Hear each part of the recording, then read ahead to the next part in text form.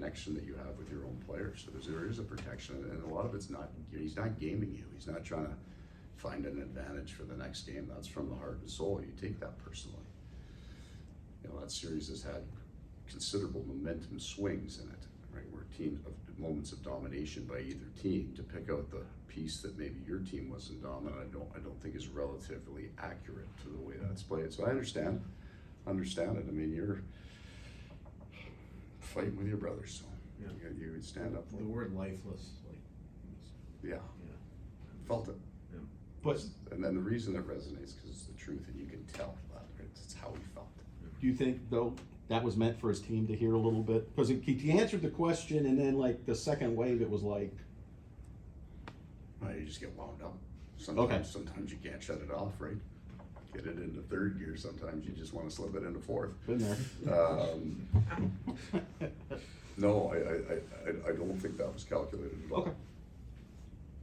Jameson, go ahead, front left.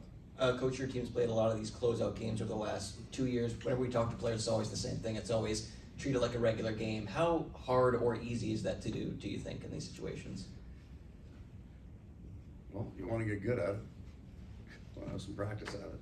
I think I'm not a huge believer in momentum at all. So both teams have an energy source here tonight.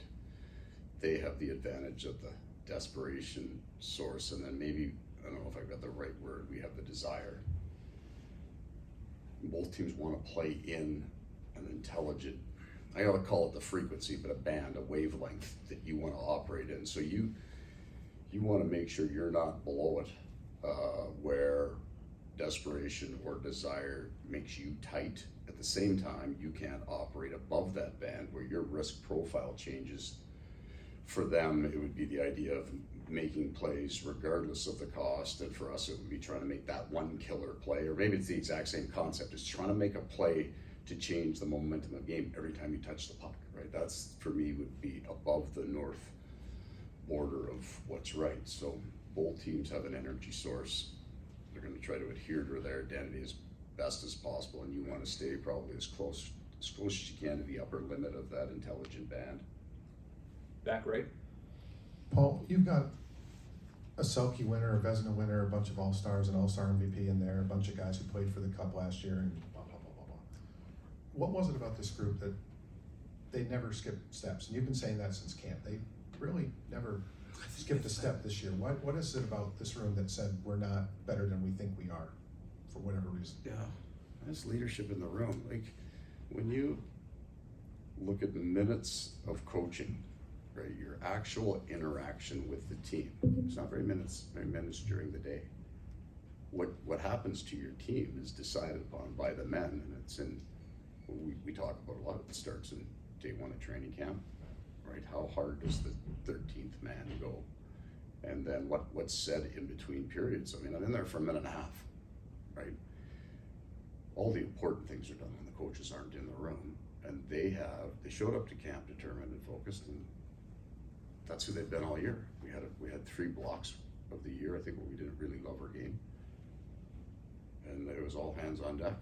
They weren't casual with it at all. So mostly of what we do as coaches, I think right now, is react to the personality. We are reactive in some ways to our group. There's only a handful of times with this group I felt we really needed to be proactive and take the lead for them. For the most part, we just played off them. They're a serious group of guys, and they love each other. Left side, second row. We've seen Bennett taking faceoffs now more. Where have you seen, obviously he must be feeling better. Have you seen that in another part? Other parts of his game have you seen where that's maybe been showing? Well, he doesn't think about it now. He's healed. Right. So he's back taking faceoffs. We still have the option for the righty, and that's why Evan Rodriguez goes in, because he's been strong on the right side. And then there isn't any protectionist on the ice. He's just playing the game. His effort level, like he just couldn't do as much 3 weeks ago. To compete, the effort never changes. Like he's as consistent a driver as we have, that his game looks pretty much the same in terms of how hard he plays every single night, every practice. It's what he is. But he's back to the point, I don't think about it, like for me, he's healed 100%. I don't think about it on the bench anymore. And I don't think he ever has. Second row, George. We hear a lot about people talking about how good your defense is, and maybe it seems surprising to them, but you guys gave up the fewest goals in the league this year. Vezina winner, Selke winner. Should people be surprised that you guys are as good defensively as you are in this postseason? Well, your numbers are always gonna change, right? Because when you cut 16 teams out, right, you don't have any nights where you shut teams down without a whole lot of heavy work. I guess I feel, it's funny that and that's a focus for us, right? It's a cardinal focus. I think we're a better offensive team than people know, and better than we've shown. It's not from a lack of effort. We've hit 3 big-time goaltending performances here. I thought Vasilevsky's kind of went under the radar, and I left it there. Didn't mention it very much because I didn't think I needed to have him have a bigger persona in our room based on the 3 years. If you go back 2 or 3 years ago, that series, That was not the one before I came in, the one before that, Florida Panthers, pretty good hockey team in that series, and he was incredible. So I think we played a pretty good offensive game, and we don't have the numbers to show for them. That's fine, but because it's not the first thing we attempt to do. Left side, second row. Hi, Paul. Going back 40 years, there's only been one team. This is gonna be a long answer. No, there's only been one team that has made it to the final round, lost, and then made it back to the final round the next year. Why do you think, you won't find a streak like that in any of the other American team sports. Why do you think it's so hard to make it this far in the NHL? And what gives you confidence that your team is going to be able to take that extra step tonight? So I won't think about those two things at all. Like I didn't know that.